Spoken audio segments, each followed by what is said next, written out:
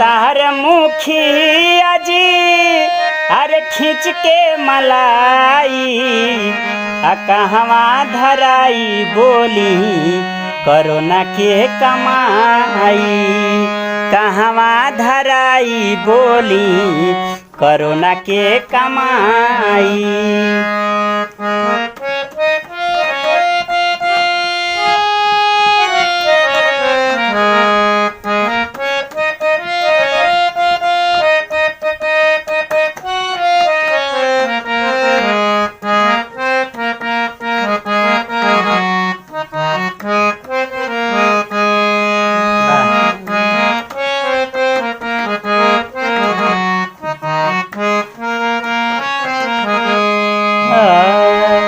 योजना सरकारी देख के खुश भइल दुखिया फंड के पैसा मार गइले ऊपर ऊपर मुखिया फंड के पैसा मार गइले ऊपर ऊपर मुखिया। योजना सरकारी देख के खुश भइल दुखिया फंड के पैसा मार गइले ऊपर ऊपर मुखिया फंड के पैसा मार गइले ऊपर ऊपर मुखिया।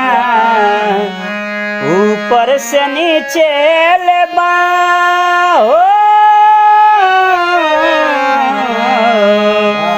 ऊपर से नीचे ले बा हरे सभे खास भाई आ कहवा धराई बोली कोरोना के कमाई कहवा धराई बोली कोरोना के कमाई। ऊपर से नीचे ले सब जना चोर चोर मौसेरा भाइये वालों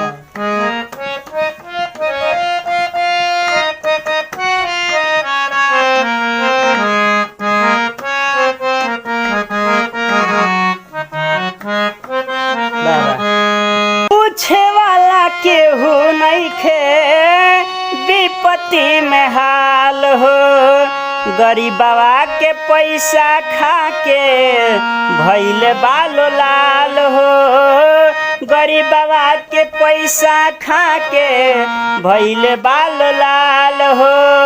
पूछे वाला केहू नइखे विपत्ति में हाल हो गरीबवा के पैसा खा के भइले बालो लाल हो गरीबवा के पैसा खा के भइले बालो लाल हो। अवरी का मदद के नाम पर खूबे हो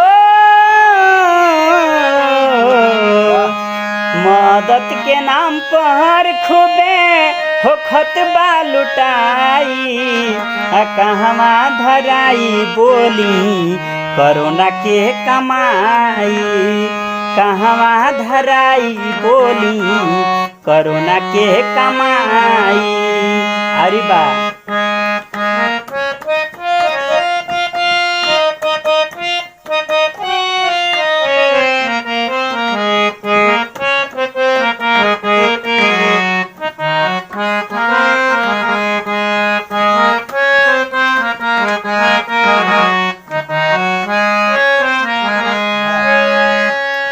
मुखिया जी मास बनवैनी दर्ज राख के एक गो साबुन मिलल बाबे 9 लाख के एक गो साबुन मिलल बाबे 9 लाख के 9 लाख रुपया हमनी के पंचायत में हमनी खातिर हमनी गरीब दुखिया के मास आ साबुन बांटे खातिर।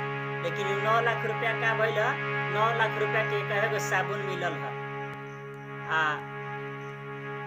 मास बनल तो अंतरिया सब देखबे कहीं। प्रमादारनी गीत के लेखक हमरे गांव के हमार चंदन तिवारी जी हमार चंदन चाचा उहे के गीत लिखले बानी आ लिख के दिल्ली से हमरा लगे भेजले बानी। उहे गीत करवा सब उनके सुनाओ तनी कैसे।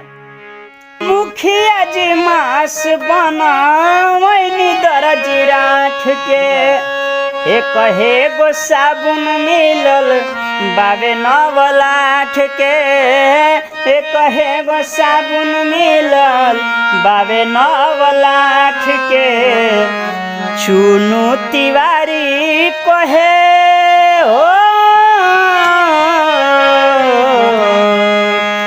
चुनु तिवारी कहे गीतिया के गाई कहवा धराई बोली करोना के कमाई।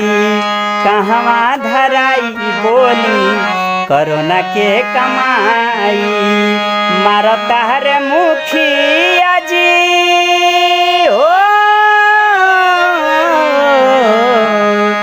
मारता रे मुखिया जी खींच के मलाई कहवा धराई बोली करोना के कमाई।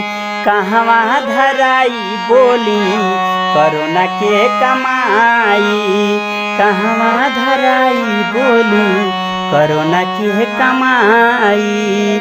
कहवा धराई बोली करोना के कमाई।